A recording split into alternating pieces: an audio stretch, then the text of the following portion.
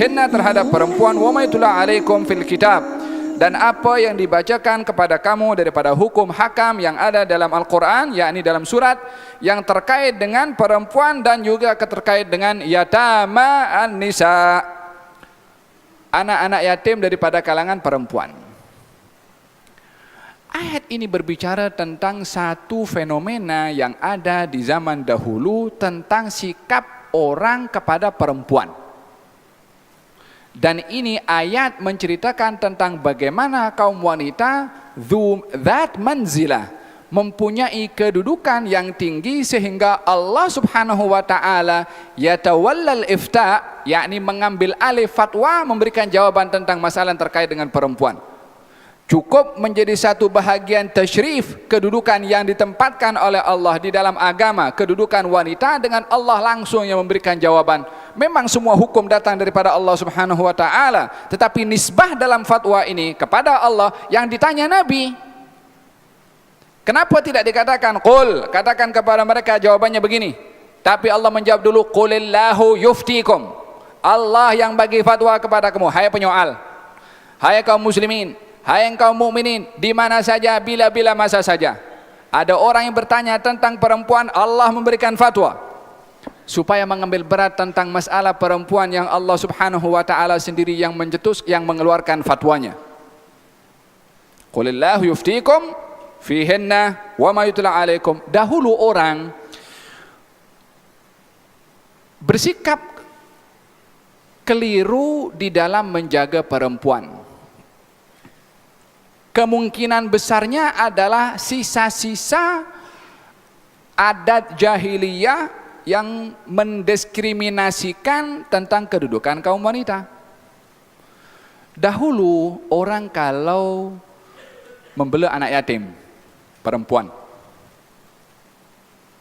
membela anak yatim perempuan, anak yatim itu berharta, waliul amri di sini maksudnya orang yang membela anak yatim itu,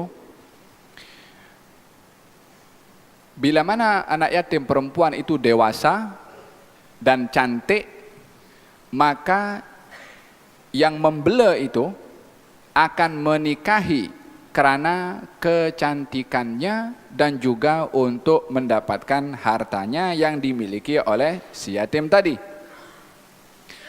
Terkadang anak yatim yang dibela perempuan bila mana sudah dewasa dan cantik dan tapi tidak berharta, dinikahi semata-mata untuk kecantikannya. Dan bila mana ada anak yatim yang dibela,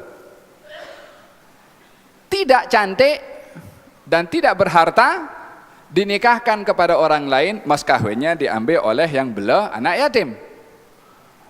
Kalau ada anak yatim perempuan tidak cantik tapi berharta, maka orang yang jaga itu tak kahwinkan itu anak yatim kepada orang lain, dibiarkan di rumah sampai mati, hartanya diambil untuk mewarisi daripada harta anak yatim yang perempuan tadi.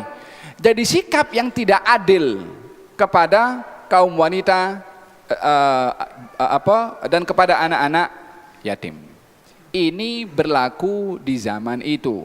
Maka mereka bertanya kepada Nabi SAW. Dan perlu diingat, mereka bertanya ini ingin memperbetulkan supaya sikapnya yang salah dapat dibetulkan. Ini perbuatan betul atau tak betul. Makanya ditanya kepada Nabi SAW, yastaftunaka fin nisa. Mereka datang kepada Rasulullah bertanya, macam mana sikap dengan perempuan sekarang macam ni? Diperbetulkan. Jadi mereka yang bertanya itu ingin memperbetulkan sikap. Dijawab oleh Allah Subhanahu wa taala, qulillahu yuftikum fihinna wa ma yutla alaikum fi yataman nisa'i allati la tu'tunahunna ma kutiba lahunna.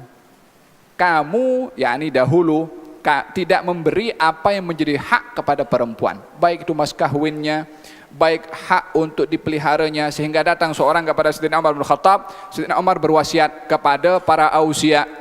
Siapa para ausia? Orang yang jaga anak yatim. Khususnya kalau jaga anak yatim perempuan. Kata Sayyidina Umar bin Khattab, mengatakan kepada mereka yang membela kepada anak yatim, perempuan. Kalau anak yatimnya cantik, biar kawin dengan orang lain. Kalau anak yatimnya itu tidak cantik, kau kawin tak apa. Sayyidina Umar yukashif, Sayyidina Umar itu ingin berbicara pandangan yang jauh. Sebab secara tabiat kalau mengkahwinkan kepada anak yatim yang dibela karena kecantikannya, mungkin anak yatim itu tak bersetuju, mungkin anak yatim itu akan terzalimi. Tapi kalau yang tidak cantik, dia memerlukan orang yang jaga kepada dia. Dan dalam hal ini Sayyidina Umar bin Khattab memberikan satu nasihat kepada mereka yang menjaga anak yatim. Kalau ingin kahwin, kalau anak yatim itu memerlukan, maka kahwin. Kalau anak yatim itu akan bahagia dengan orang lain, kahwinkan dengan orang lain. Karena yang penting adalah memberikan apa yang menjadi hak kepada masing-masing.